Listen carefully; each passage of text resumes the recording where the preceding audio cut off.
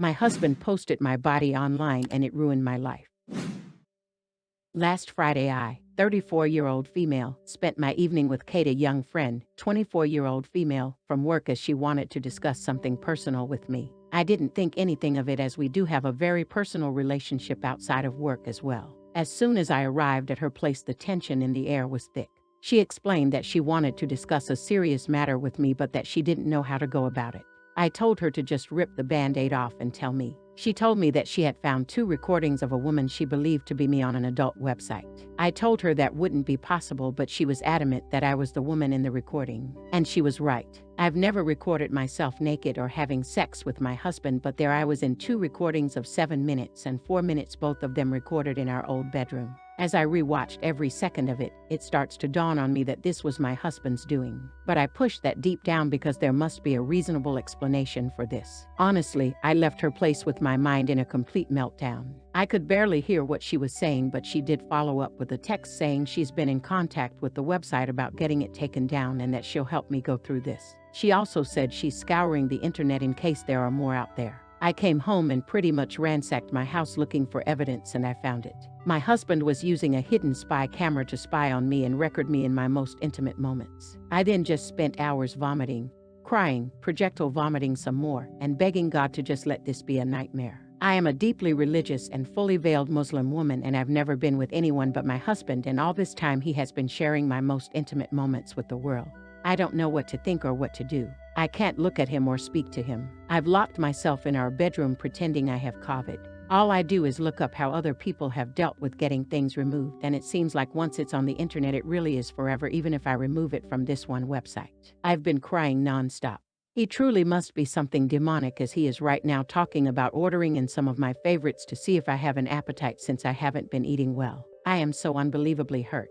I don't know how to share this with my family or how to ask for help. I am crippled with shame, anger, and pain. Answering some questions. 1. My husband and I are the same religion, race, ethnicity, and nationality. 2. My culture does not participate in honor killings, and I'm not afraid of my family harming me or not siding with me. 3. My family would support me in divorcing him. In fact, they would demand I do. 4. The laws in my country are secular, but in certain circumstances, it allows for the various religious groups in the country to hold their own courts that can enforce their rulings. 5. I do plan on taking this to secular court and religious court as I want him punished. 6. I am veiled by choice, and the vast majority of my fellow countrywomen do not veil. 7. I am a niqabi, meaning the only part of me visible to the public are my eyes. When I am with my family or with other women, in women-only spaces I don't veil. 8. Kate and I do not share the same religion, nor dress alike, and yet we are friends. Quell surprise.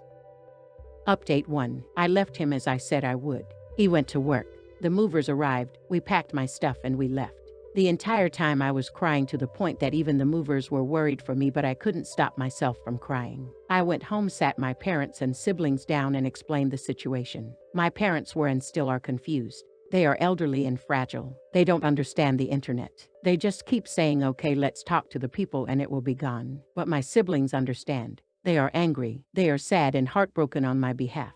My siblings and brother-in-laws took me home. We waited for him, and we had a conversation with him. He denied it at first, so my brothers were firm with him and he started to be more truthful. He said he did it because he was depressed, because he had a porn addiction, sex addiction, and because he didn't think anyone would see it. He said he posted only a few. When we asked him to be specific, he said he posted anything from 5 to 8. We had him take it down, but who knows how many times it has been downloaded or shared.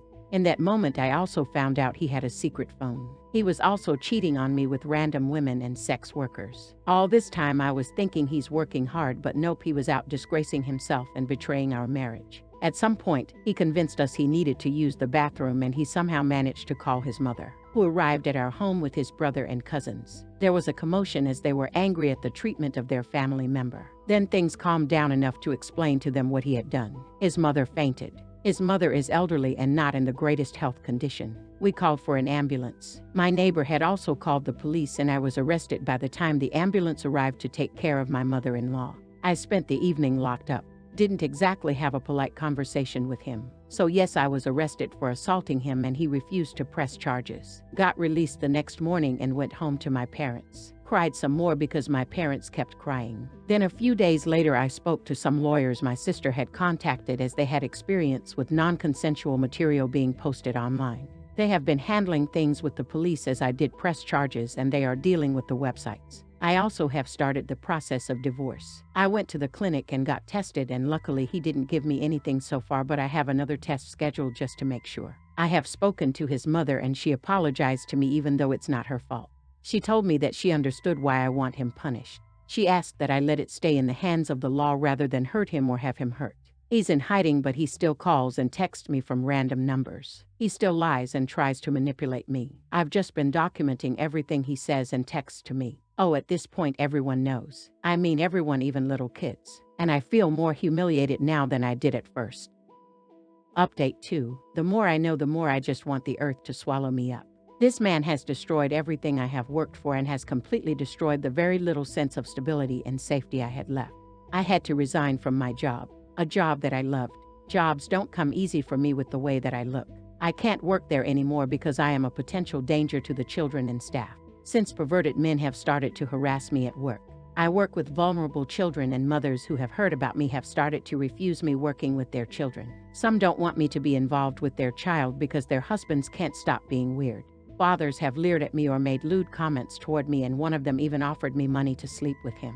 Men have cackled me with greater frequency than ever before. Men stare at me. A man followed me from my dentist's office and groped me on the street. Random men call my phone, my family home, and office to verbally abuse me because my husband has posted my address, my personal and work email, phone numbers, workplace address, and every other bit of information online. It is as if the eyes and judgment of the entire world are on me. Yes, the great majority of people are sympathetic, kind, and in support of me. Many people have reached out in support of me, from old classmates to former colleagues, neighbors, members of my religious community, family, friends. His family and many, many more have expressed solidarity and kindness, but the crazies and perverts who believe him and are like him are bolder, louder, and much more noticeable. Then I find out from my lawyers and their investigators that he was drugging me and assaulting me as I slept.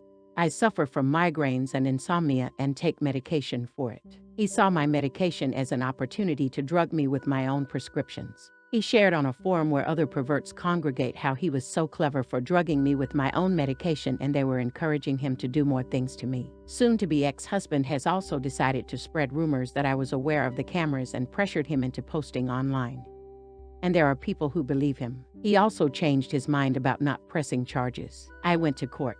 The judge and prosecutors were sympathetic and dismissed the case. It was a combination of my lawyers explaining the circumstances that led to me slapping him and his subsequent actions, threatening me, attacking me, doxing me, and blackmailing me by saying he didn't care about the slap and that he would drop everything if I forgave him. My lawyers used his own words against him since he wrote it in text, and on a recorded call he admitted to me not having slapped him that hard, and that he only pressed charges to cause me harm. But his crimes against me are still being investigated by the prosecutors.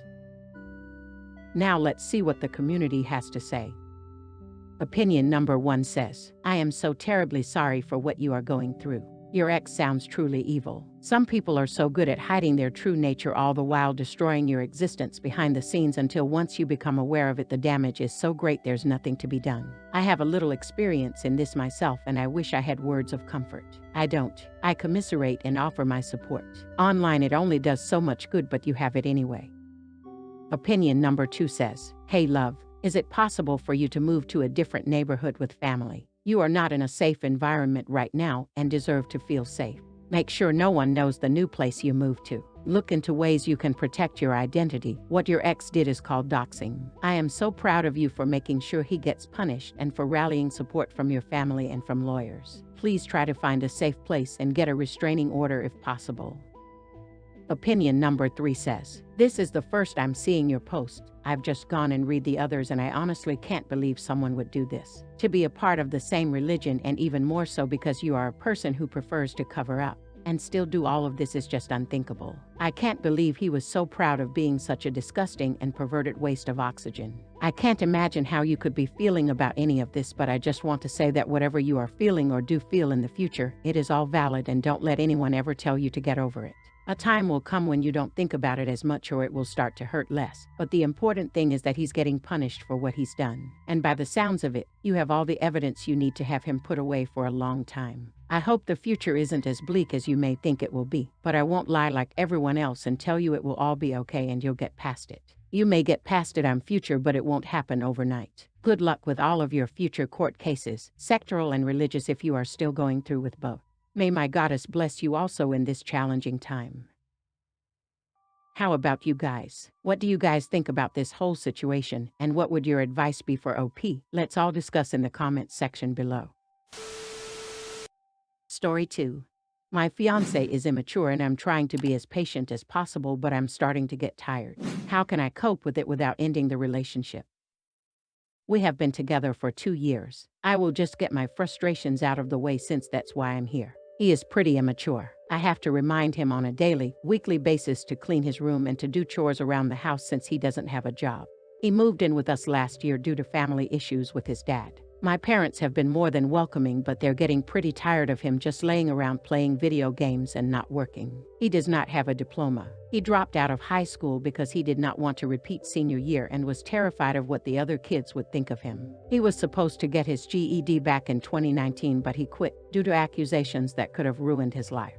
He does not have his license and has made no efforts to get it because he is waiting for his dad for the payments. He had a job at a fast food place but quit after 2 days because he had to do work he didn't like.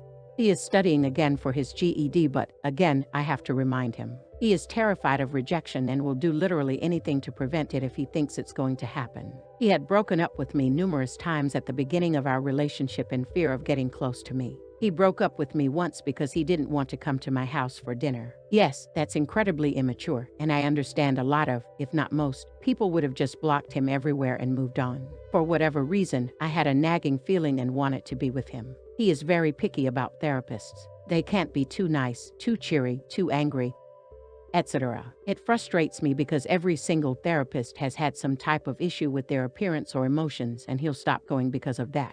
I need him to get help for his mental issues, but he always has an excuse. That's another thing. He has a reason for everything. I give him a solution to his problem that he asked for advice on. Nope, the solution doesn't work, even if he's never tried it once in his life. He just knows it won't work, so it's not worth trying. He has friends that treat him like shit, and I tell him to tell them to knock it off or to simply block them, and he always gives me a reason why it won't work to stand up for himself and how it's just that way with them. It drives me up the wall, and at this point I'm going to tell him to stop asking me for advice if all he's going to do is shoot me down every time I suggest something. He depends on his dad too much. I understand his dad is his only parent. But if you could see the way his dad treats him, it's disgusting. He is very neglectful and basically treats my fiancé as trash. He has made many promises and has broken each one. He was supposed to pay for my fiancé's GED classes and test but decided to buy marijuana instead. He was supposed to take my fiancé to take his permit test but decided to lie and say he had to work when in reality he was at home watching TV. Each time I or my parents offered to buy the test or take him to the DMV, he would decline because his dad would get mad. He is over 18. He needs to make decisions for himself without worrying about how his dad will feel. He can't get punished because he doesn't live there anymore, so I feel awful writing this down. I dream of us getting married and having a family, but the dreams are beginning to turn to static. I am starting to have a lot of doubts. We have had multiple conversations this week about our relationship, and none of them have soothed my mind. I worry about him constantly, and the possibility his depression overtaking him. It is a great fear I've had since an incident 2 years ago. I love him a lot. He is my entire world, and I am happy to see him when I'm home from work.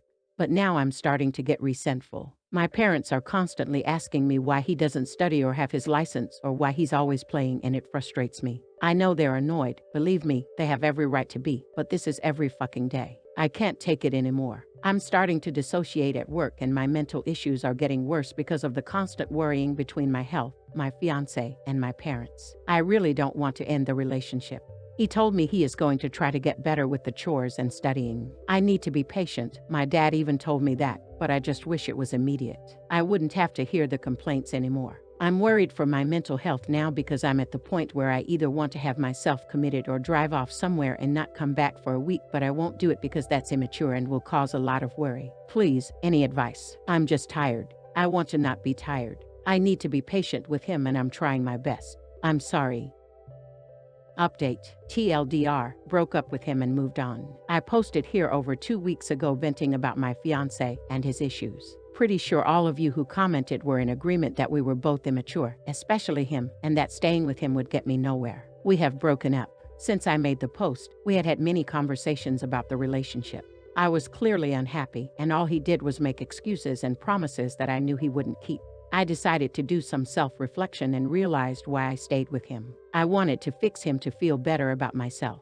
I wanted to feel better by making him feel better. I also felt I had put a lot of time and effort into the relationship.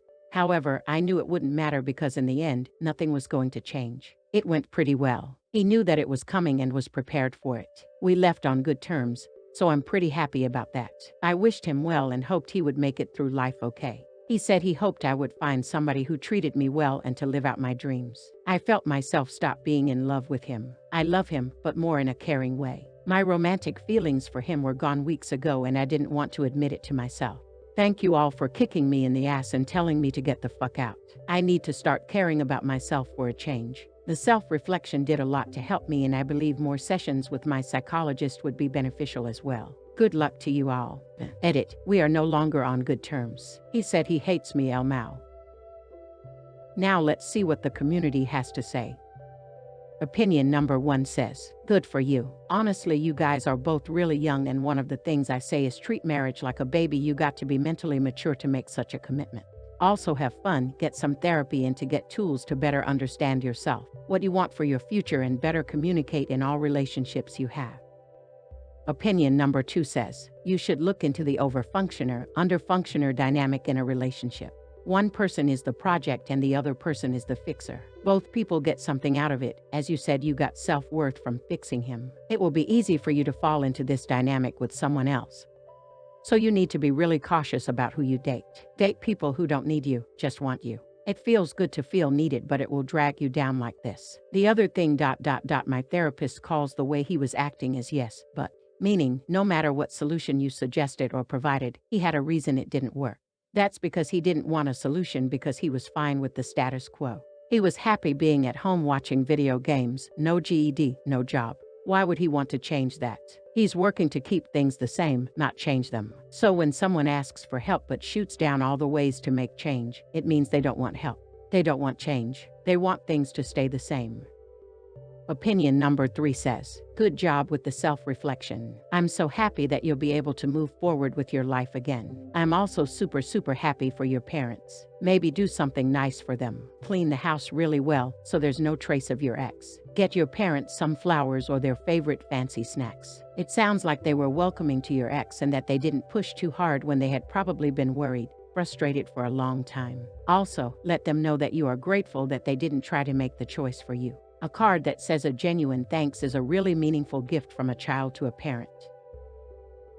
How about you guys? What do you guys think about this whole situation, and what would your advice be for OP? Let's all discuss in the comments section below.